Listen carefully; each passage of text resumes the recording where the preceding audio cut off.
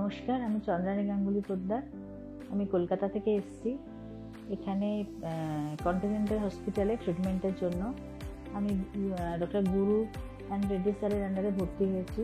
আমি এসেছিলাম মেনলি আমার স্টমাকের প্রবলেম নিয়ে, কিন্তু এখানে এসে আদার্স অনেকগুলো প্রবলেম, যেমন নার্ভের প্রবলেম এবং আমার গাইনি প্রবলেম, এগুলো কিছু কিছু প্রবলেম বেরিয়েছে এবং সেগুলো ট্রিটমেন্ট হচ্ছে। এখানে ট্রিটমেন্ট খুব ভালো, কারণ আমরা কলকাতা থেকে এসেছি, ওখানেও অনেক হসপিটালে আমরা ট্রিটমেন্ট করি। খারাপ বলবো না, কিন্তু এখানে ট্রিটমেন্ট বেস্ট এখন অবধি। এখানে যারা আছেন সিস্টার এবং আদার্স, তারা ভীষণ হেল্পফুল।